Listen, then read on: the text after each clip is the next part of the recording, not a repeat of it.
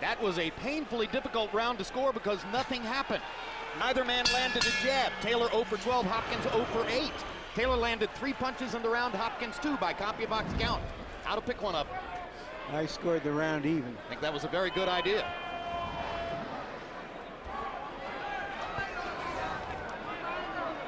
Well, if anybody expected a big Hopkins assault in the first 3 rounds, it hasn't materialized yet. Bernard still seems to want to pace himself. Now he fires a right over the top, and Taylor comes back with several body punches. Stop! Now box. And you can see the tremendous amount of respect that they have for one another when they're in close quarters, because they both grab each other and clinch like there's no tomorrow. Are we looking at 2 natural counterpunchers? Is that why there's so little action here, Roy? Most definitely. Anytime you have that, neither guy wants to give up his set because he knows that the other guy is going to counter. I don't think Taylor is that much of a counterpuncher. I just think Hopkins has such a good defense and movement that he's finding it hard to get started. Is Germain even more reluctant to risk something now as the result of what he experienced in the last 4 rounds of the first fight? No, he's just waiting on Bernard Hopkins to make a mistake or engage him, then he will counter. Hopkins' big right hand was partially blocked. Taylor was short with that left hand.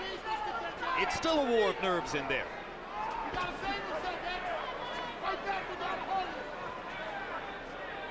They trade left hooks. Taylor does more damage. That was more a case of Hopkins lunging in and being off balance. Taylor landed a jab and fired a right hand with conviction, but missed.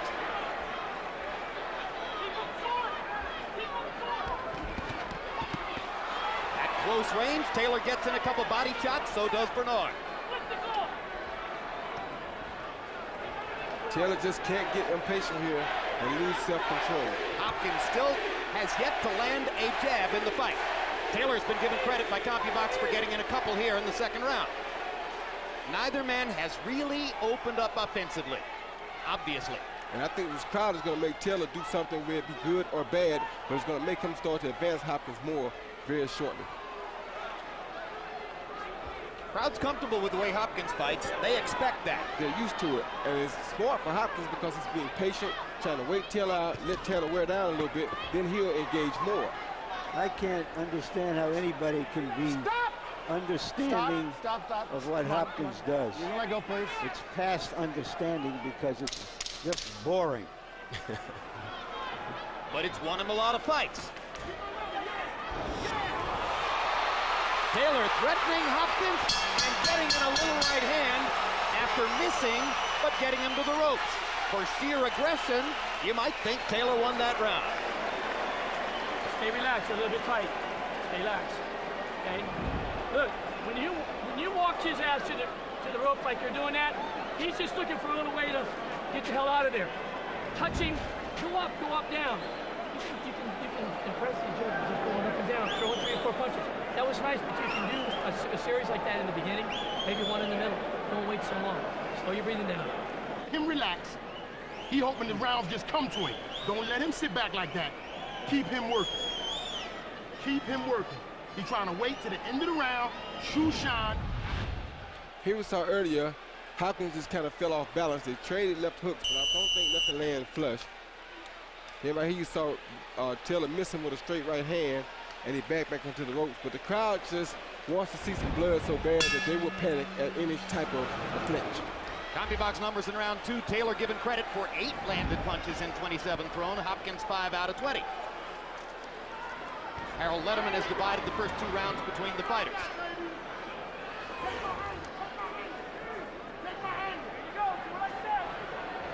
Hopkins' corner is yelling at him during the rounds that Taylor isn't going to start fighting until the 5th.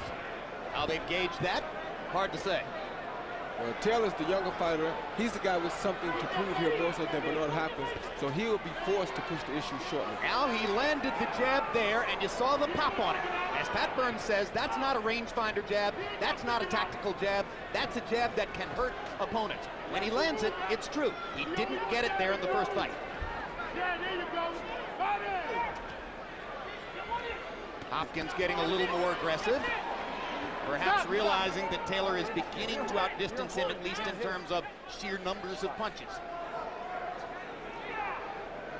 Once upon a time, Hopkins was a lion who chased down his prey.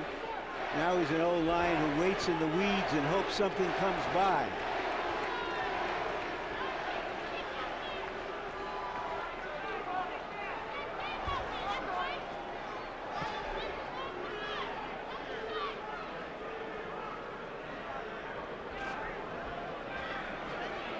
Midway through the third round. Hopkins beginning to pick his spots just a little bit more. Stop! Thank you.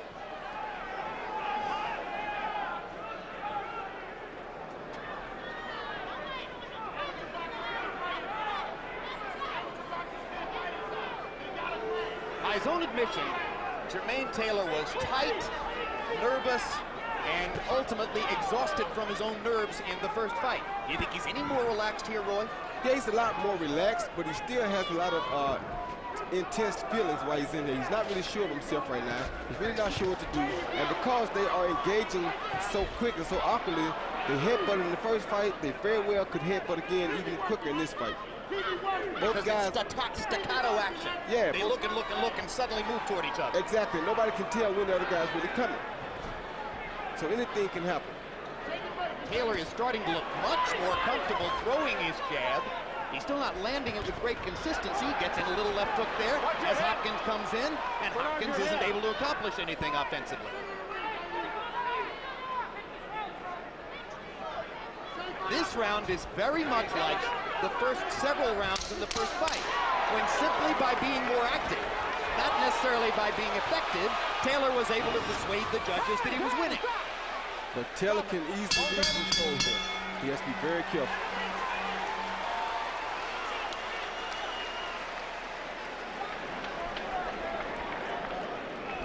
Bad motherfucker. Now, this is what we're talking about. See what the feints? The feints make you misjudge your attack. You understand me? That's why you have to keep the feint. Makes him waste energy. This is a light heavyweight. He about to turn into a super middleweight.